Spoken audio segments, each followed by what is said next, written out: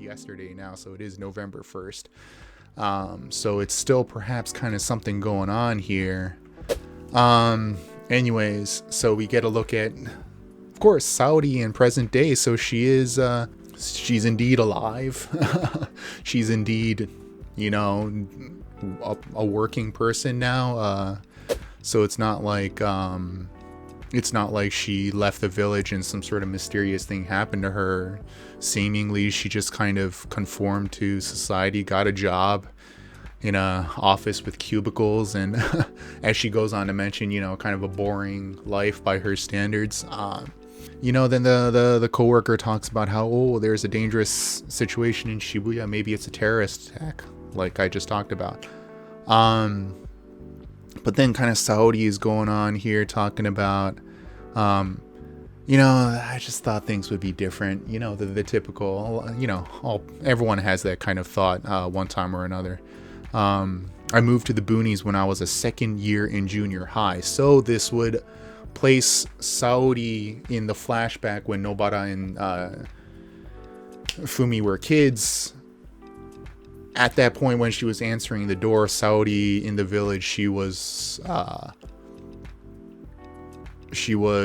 14 years old.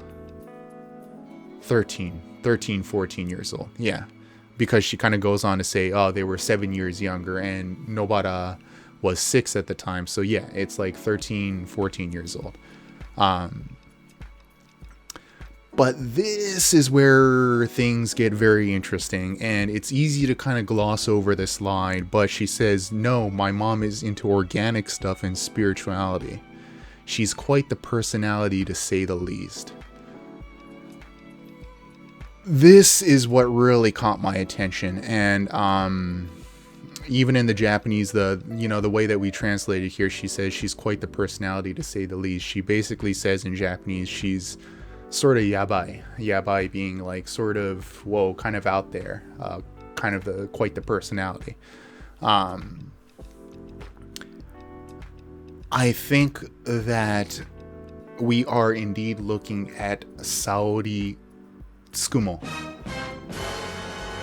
Yes, I do believe that she is the daughter of Yuki Tsukumo, the 4th special grade Jujutsu sorcerer. It makes sense, right? First and foremost, they look incredibly similar. I mean, practically identical. Right. I should have prefaced this by saying that this is just a theory of mine. I could be completely off base.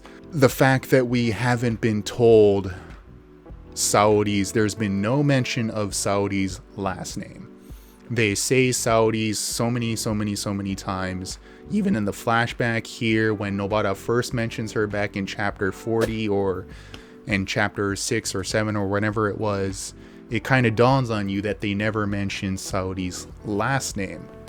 And this doesn't have to necessarily mean anything, but the fact that they've conveniently left out this name perhaps leaves the option for her last name to be very significant. And of course, as soon as we hear Tsukumo, then we would make the connection, right?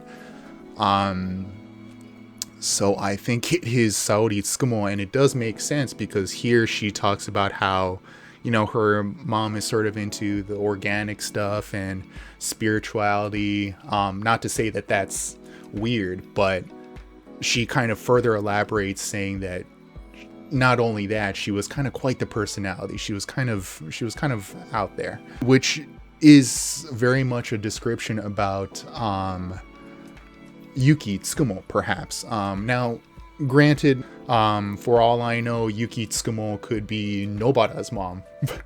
I don't know, because we get that mention about Nobara's mom perhaps being influenced the way that she talked and things like that. And that would sort of make sense as well. The fact that, Nobara would say mature things, but kind of childish things too. that kind of does line up with Yuki Tsukumo as well, right? The fact that Yuki would seem mature, but then say like really kind of like weird things too. So the connection is there as well. So perhaps it's Nobara's mom. I don't know. And perhaps Saori here is just kind of a red herring. Because even in the following pages, there's mention about how, she says, I bet they would be disappointed to see how boring I am now. And perhaps that is very much kind of Akutami's way of saying, gotcha, Saori's actually not the important one. You thought that she was, but it's actually not her. So it could very well be that, a tactic, a kind of a red herring this whole way. We were led to believe that Saori was someone very important, but we're meant to take her line about kind of being boring the way that she is now, quite literally. Or we could go the other way, that Saori is indeed someone very important. And the reason why I think that still that there is this something strange about Saori is the fact that she did live in this village, in this really big house, right? We're supposed to look at the house and be like, what is that doing in a village like this? It looked brand new. And a house which you would only be able to construct if you had a significant amount of money as well. Which we know that Jujutsu sorcerers, and the higher you get, the more money you get. So someone of Yuki Tsukumo's status, obviously Yuki Tsukumo she kind of had a bad rapport with Jujutsu High, so perhaps she wasn't working missions and stuff for them, but it's also quite feasible that she did have a significant amount of money as well. And the fact that Yuki was always kind of a free spirit, kind of traveling around all the time, would perhaps line up with the fact that Saori's mom seems to kind of be missing from the picture as well.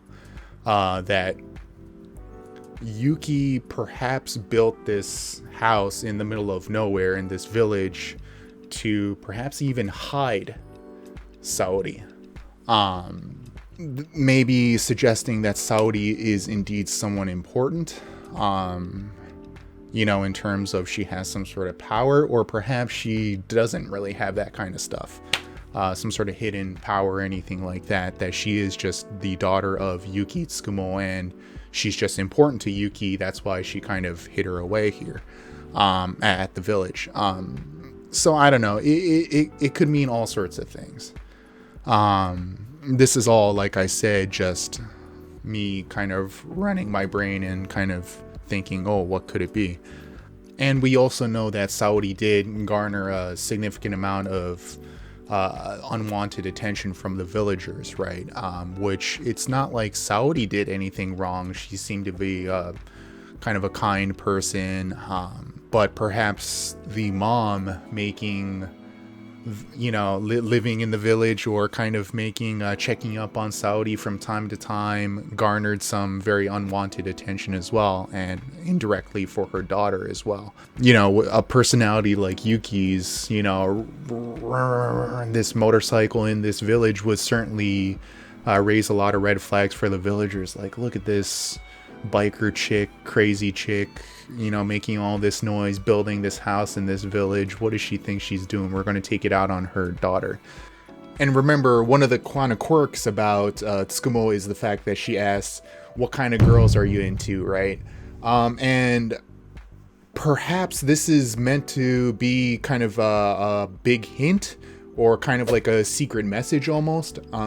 When we hear this, we kind of think that it's just kind of playful banter, what she's saying. But if we are to kind of go on this thread about Saori being Tsukumo's daughter, Yuki's daughter, then perhaps it's Tsukumo, trying to find someone strong for Saori. And Yuki's actually kind of asking on, to find someone strong to be with Saori, to protect Saori. That's why, she's saying, hey, what kind of girls are you into? I have a daughter who so and so and so, right?